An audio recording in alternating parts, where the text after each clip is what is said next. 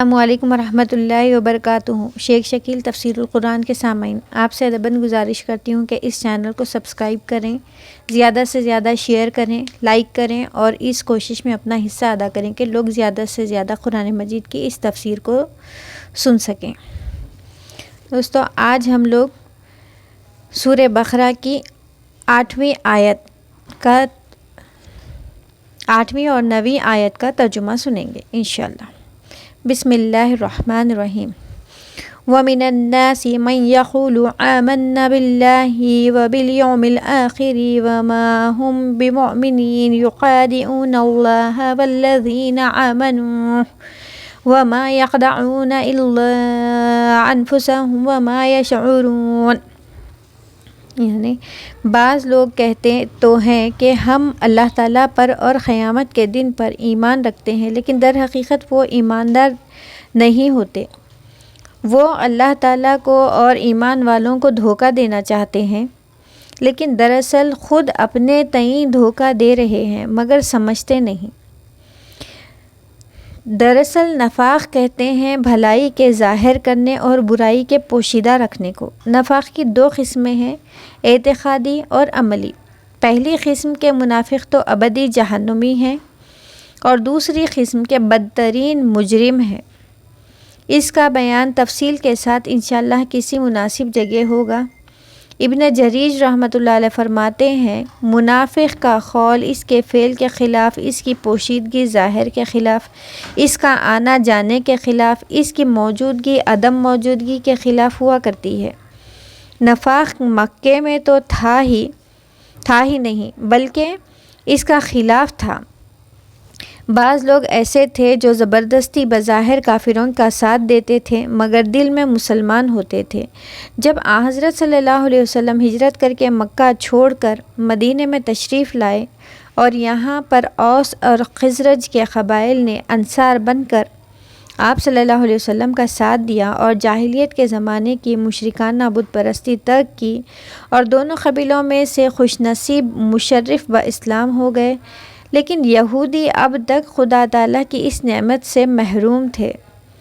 ان میں سے صرف حضرت عبداللہ بن سلام رضی اللہ عنہ نے اس سچے دین کو قبول کیا تھا۔ تب تک بھی منافقوں کا خبیث گروہ قائم نہ ہوا تھا اور حضور صلی اللہ علیہ وسلم نے ان یہودیوں سے اور عرب کے بعد بعض اور قبائل سے صلح کر لی تھی۔ اس جماعت کے قیام کی ابتدا یوں ہوئی کہ مدینے کے یہودیوں کے 3 قبیلے تھے، بنو قنیقہ، بنو نذیر اور بنو قریظہ۔ بنو قنیقہ تو خزرج کے حلیف اور بھائی بنے ہوئے تھے اور باقی 2 قبیلوں کا بھائی چارہ اوس سے تھا۔ جب جنگ بدر ہوئی اور اس میں پروردگار نے اپنے دین والوں کو غالب کیا اور شوکت و شان اسلام ظاہر ہوئی اور مسلمانوں کا سکہ جم گیا اور کفر کا دھڑ ٹوٹ گیا، تب یہ ناپاک گروہ قائم ہوا۔ عبداللہ بن ابی بن سلول تھا تو خزرج کے قبیلے میں سے، لیکن اوس اور خزرج دونوں اسے اپنا بڑا مانتے۔ عبداللہ بن ابی بن سلول تھا تو خزرج کے قبیلے میں سے، لیکن اوس اور خزرج دونوں اسے اپنا بڑا مانتے تھے، بلکہ اس کی باقاعدہ سرداری اور بادشاہت کے اعلان کا پختہ ارادہ ہو چلا تھا کہ ان دونوں قبیلوں کا رخ اسلام کی طرف پھر جاتا ہے اور اس کی سرداری یوں ہی رہ جاتی ہے۔ یہ خار تو اس کے دل میں تھا ہی، ادھر اسلام کی روز افزوں ترقی، ادھر لڑائی کی کامیابی نے اسے مقبوط الحواس کر دیا۔ اب اس نے دیکھا کہ یوں کام نہیں چلنے کا، جھٹ سے بظاہر اسلام قبول کر لینے اور بباطن کافر رہنے کی ٹھان لی، اور جس قدر جماعت اس کے زیر اثر تھی سب کو یہی ہدایت کی اور اس طرح منافقین کی ایک جمعیت مدینے میں اور مدینے کے آس پاس قائم ہو گئی۔ ان منافقین میں بحمدللہ مکی مہاجر ایک بھی نہ تھا، بلکہ یہ بزرگ تو اپنے اہل و عیال، مال و متاع کو خدا کے نام پر قربان کر کے خدا کے رسول صلی اللہ علیہ وسلم کا ساتھ دے کر آئے تھے۔ فرضی اللہ عنہم اجمعین۔ حضرت عباس رضی اللہ عنہ فرماتے ہیں، یہ منافق اوس اور خزرج کے قبیلوں میں سے تھے اور یہودی بھی ان کے طریقے پر تھے۔ قبیلہ اوس اور خزرج کے نفاق کا ان آیتوں میں بیان ہے۔ ابوالعالیہ حسن قتادہ اور سدی رحمۃ اللہ علیہ نے یہی بیان کیا ہے۔ پروردگار عالم نے منافقوں کی بہت سی بدخصلتوں کا یہاں ذکر فرمایا تاکہ ان کے ظاہر حال سے مسلمان دھوکے میں نہ آ جائیں اور انہیں مسلمان خیال کر کے اپنا نہ سمجھ بیٹھیں، جس کی وجہ سے کوئی بڑا فساد پھیل جائے، یا یاد رہے کہ بدکاروں کو نیک سمجھنا بھی بجائے خود بد اور نہایت خوفناک امر ہے۔ جس طرح اس آیت میں فرمایا ہے کہ یہ لوگ زبانی اقرار تو ضرور کرتے ہیں مگر دل میں ان کے ایمان نہیں، اسی طرح سورہ منافقون میں بھی کہا گیا ہے کہ اِذَا جَاءَكَ الْمُنَافِقُونَ قَالُوا نَشْهَدُ إِنَّكَ لَرَسُولُ اللَّهِ، یعنی منافق تیرے پاس آ کر کہتے ہیں کہ ہماری گواہی ہے کہ آپ صلی اللہ علیہ وسلم رسول اللہ ہیں، اور اللہ جانتا ہے کہ تو اس کا رسول ہے، لیکن چونکہ حقیقت میں منافقوں کا قول ان کے عقیدے کے مطابق نہ تھا، اس لیے باوجود ان لوگوں کے شاندار اور تاکید الفاظ کے خدا تعالیٰ نے انہیں جھٹلا دیا۔ اور سورہ منافقون میں فرمایا وَاللَّهُ يَشْهَدُ إِنَّ الْمُنَافِقِينَ لَكَاذِبُونَ، یعنی اللہ تعالیٰ گواہی دیتا ہے کہ بالیقین منافق جھوٹے ہیں۔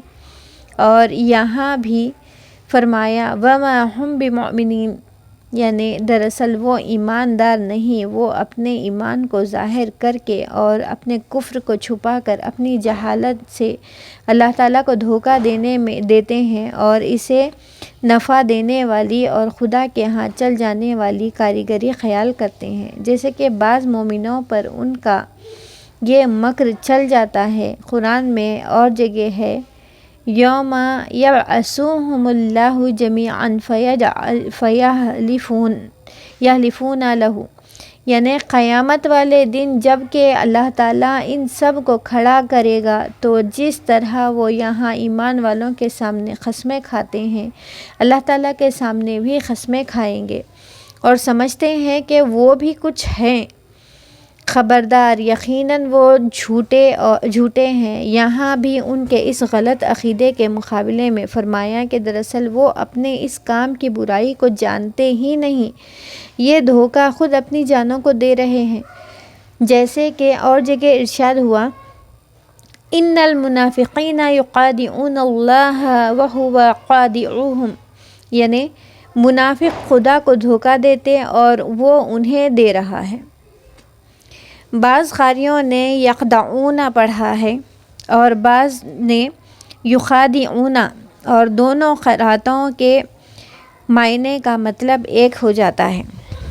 اگر کوئی کہے کہ اللہ تعالیٰ کو اور ایمان والوں کو منافق دھوکہ کیسے دیں گے، وہ جو اپنے دل کے خلاف ظاہر کرتے ہیں وہ تو صرف بچاؤ کے لیے ہوتا ہے، تو جواباً کہا جائے گا کہ اس طرح کی بات کرنے والے کو بھی جو کسی خوف سے بچنا چاہتا ہے عربی زبان میں مخادع کہا جاتا ہے، چونکہ منافق بھی قتل، قید اور دنیاوی عذابوں سے محفوظ رہنے کے لیے یہ چال چلتے تھے اور باطن کے خلاف ظاہری الفاظ کہتے تھے، اس لیے انہیں دھوکے باز کہا گیا۔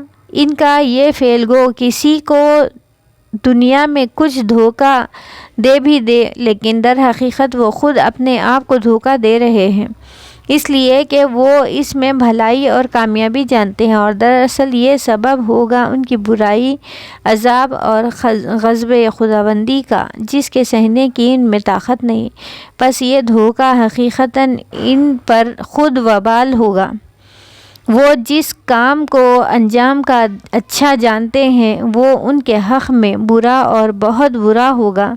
ان کے کفر، شک اور تکذیب کی وجہ سے ان کا رب ان پر ناراض ہوگا، لیکن افسوس انہیں اس کا شعور ہی نہیں اور یہ اپنے اندھاپے میں ہی مست ہیں۔ ابن جریج رحمۃ اللہ علیہ اس کی تفسیر میں فرماتے ہیں کہ لا الہ الا اللہ کا اظہار کر کے وہ اپنی جان مال کا بچاؤ یہ کلمہ ان کے دلوں میں جاگزی نہیں ہوتا۔ قتادہ رحمۃ اللہ علیہ فرماتے ہیں کہ منافقوں کی یہی حالت ہے کہ زبان پر کچھ، دل میں کچھ، عمل کچھ، عقیدہ کچھ، صبح کو کچھ، شام کچھ، کشتی کی طرح جو ہوا کے جھونکے سے کبھی ادھر کبھی ادھر ہو جاتی ہے۔ تو سامعین، یہ تھا 8ویں اور 9ویں آیت سورہ بقرہ کی۔ انشاءاللہ تعالی کل ہم لوگ سورہ بقرہ کی 10ویں آیت کی تلاوت سنیں گے۔ کل تک کے لیے اللہ حافظ۔ سب کے لیے دعاؤں کی گزارش۔ اللہ حافظ۔